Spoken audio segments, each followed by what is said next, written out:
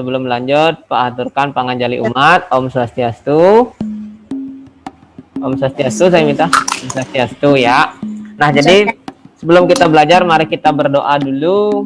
Semoga dalam belajar kita diberikan suatu keselamatan. Oke, jadi materi kita hari ini adalah tentang komponen ekosistem ya. Jadi ini materi di kelas 5, tema 5, subtema 1. Nanti kalian dapatkan di semester 2. Jadi, nah sebelum lanjut, Pak tanya dulu kabarnya. Saya minta gimana di rumah, sehat? Sehat, Pak. Sehat, ya, bagus sekali ya. Nah, jadi walaupun begitu tetap jaga kondisi, apalagi situasi pandemi seperti sekarang. Jadi mudah-mudahan keluarga dan semuanya dari anak-anak semua sehat dan tetap lakukan 3M ya. Nah, apa itu 3M ini? Sudah ya. Jadi ini yang perlu saya minta nanti lakukan di rumah. 1M yang pertama adalah memakai masker. Yang kedua adalah menjaga jarak ya. Jadi setiap kamu keluar jaga jarak aman. Siapa tahu nanti ada yang lain tertular biar kamu tidak kena gitu. Yang terakhir adalah selalu mencuci tangan. Ya, tadi di sekolah udah cuci tangan belum? Waktu ke sekolah misalnya. Udah.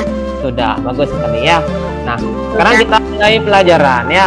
Jadi berkaitan dengan komponen ekosistem. Jadi sebelum kita mulai, Pak sampaikan dulu tujuan pembelajaran hari ini.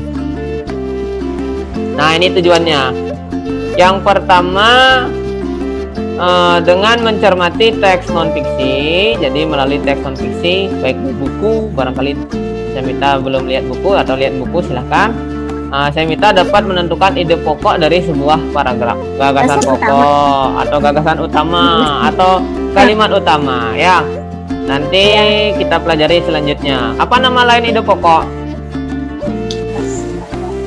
Menganalisis perbedaan komponen biotik dan abiotik.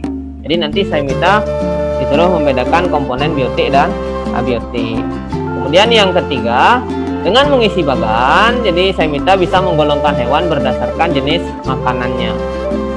Ya. Nah, kemudian Pak lanjutkan. Pak lanjutkan ke materi yang pertama adalah gagasan pokok atau pikiran pokok. Jadi yang namanya gagasan pokok adalah gagasan yang mendasari sebuah cerita. Iya, kemarin kan sudah ya. Coba Pak screen. Nah, ini ya. Ini gagasan yang mendasari sebuah cerita. Kemudian masih ingat gagasan pokok atau letak jenis paragraf berdasarkan letak gagasan pokoknya ada berapa? Ada berapa saya minta? Ada deduktif, apa lagi? Ada induktif, ada campuran. Ya, ada 3. Campuran. Ya, betul. Coba nih lihat, bisa dilihat ya? Bisa dilihat lihatnya? Oke, apa itu bunyinya? Deduktif. Deduktif, yang ide pokoknya berada di awal paragraf. Kalau induktif? Kalau induktif? Di akhir. Ya, ini induktif. Ya, ide pokoknya berada di akhir paragraf. Yang campuran bisa di awal, bisa di akhir. Nah, ini jenis-jenis paragraf. Kemudian tentang lanjut ke ekosistem. Ya. Jadi ekosistem di sana Pak contohkan apa itu? Apa yang saya minta dapat amati di gambar itu? Gambar apa itu? Gambar apa ini? Sawah, betul sekali. Sawah. Ya, di sawah itu ada apa di gambar yang saya minta amati? Padi. Padi lagi. Apa lagi? Apa lagi? Padi supaya tumbuh dia hidup di mana? Tanah. Tanah. Selain tanah perlu apa dia padi supaya tumbuh? Air. Air, betul sekali. Kalau selain padi kira-kira apa lagi yang ada di sawah yang saya minta tahu? Pak Tani. Pak Tani, betul sekali. Apa lagi? Burung ada burung. Tikus ada nggak? Nggak Tikus ada. Ada tikus makan padi. Ya. Ular ada nggak? Ular ada. Nah, sekarang kita bedakan apakah ular itu termasuk komponen apa, kemudian tanah komponen apa, dan sebagainya. Kita lihat komponen biotik dulu. Jadi komponen biotik ini adalah komponen makhluk hidup yang bisa hidup ya, yang bisa berkembang biak. Nah, ini padi tergolong komponen biotik, dia bisa hidup. Kalau ada ular, ular juga biotik. Kalau ada tikus, dia tikus juga biotik, dia makhluk hidup. Tapi kalau tanah dan air, ini namanya komponen abiotik, dia tidak hidup. Ya, jadi benda-benda tak hidup atau benda mati. Kalau ada batu misalnya, kalau ada batu misalnya, kalau batu biotik apa abiotik? Kalau ada batu, abiotik. Nah, misalkan di lingkungan sekolah saya minta, di kolamnya, kira-kira yang mana yang termasuk abiotik? Di kolam. Air lagi. Betul lagi. Biasa kolam. Ya, lanjut. Kalau biotiknya apa? Ada apa di dalam kolam yang hidup? Ikan, betul sekali. Sekarang penggolongan hewan berdasarkan jenis makanannya. Ya. Jadi yang pertama ada yang disebut sebagai apa? Herbivora. Ya, herbivora. Apa itu herbivora saya minta? Hewan pemakan tumbuhan. Hewan pemakan tumbuhan. Apa contohnya? Saya minta bisa berikan contoh. Apa contohnya? Apa Kambing. Contoh? Kambing lagi. Sapi lagi. Kebo. Apa lagi? Apa lagi? Kerbau. Ya, betul sekali. Ayam juga. Ya. Domba. Kemudian coba sekarang kelanjutkan untuk karnivora. Apa itu karnivora?